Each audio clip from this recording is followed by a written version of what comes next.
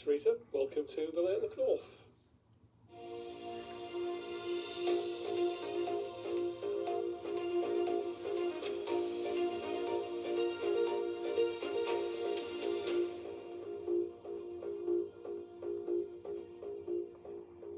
Hello, I'm Peter Harris. A Cumbrian fundraiser has completed the ultimate test in endurance, running his 100th marathon in 100 days.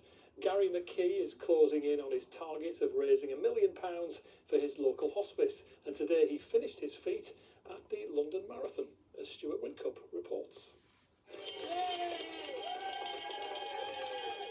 The challenge started in January in West Cumbria. It's fantastic, to be honest. When I came round the corner there and I saw the call of the cars, I knew there'd be a few people, and then I heard the bell ring and the town criers there and everybody's cheering. And this is where it finished. 2026 London Marathon is up and running. Alongside the professionals, celebrities and charity fundraisers, Gary was on his way.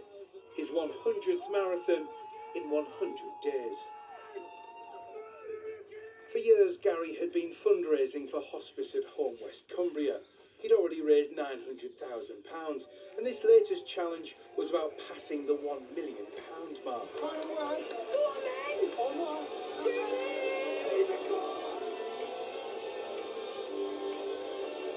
And just before 3 o'clock this afternoon, Gary and his son Bo crossed the finish line, completing the ultimate test of endurance.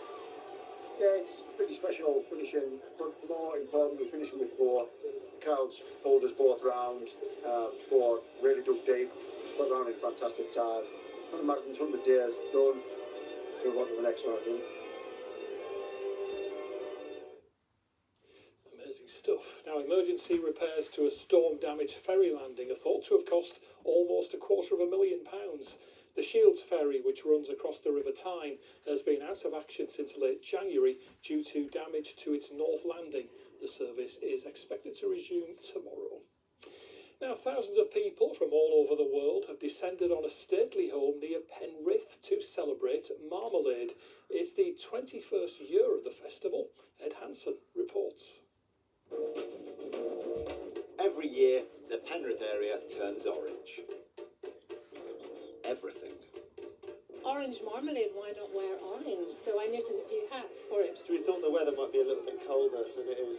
Under sun-drenched skies, friends and fans of the orange stuff gathered to discuss important things like setting points and thick versus thin cut. Sure, you can buy it, but when we make it at home, it links us into our families, our memories, our childhood even.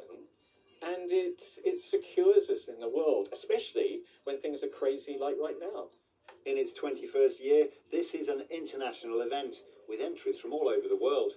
The Spanish ambassador popped by, and Japan now has its own festival, inspired by this one. The event raises money for Hospice at Home in Cumbria, and it was another glorious failure this year for me in the man-made category. Time for some expert advice from winner Libby from Burnetfield. Try an exotic flavour and expand on it, but you need a basic recipe to follow, and the technique kind of comes from that recipe, and then just like add your own twists. Well, there's always next year. Ed Hansen, BBC Look North, Dale, Main, near Penrith. Right, let's have a look at the weather now with Keeley Donovan. Hello there, good evening. West always tends to be best this week, and that goes for tomorrow. There won't be as many showers around because in the east there will be some heavy ones, but it will be mild for most of us away from that east coast. So through this evening the cloud will continue to thicken up. There could be the odd spot of drizzle in places, and it does look like it will be a milder night than the last few nights, with temperatures dropping back to around 5 or 6 degrees.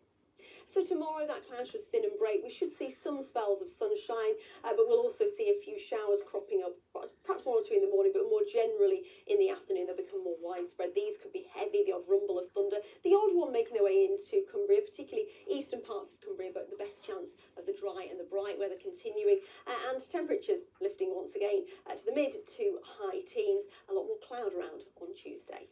And that's it from us. Do have a good night.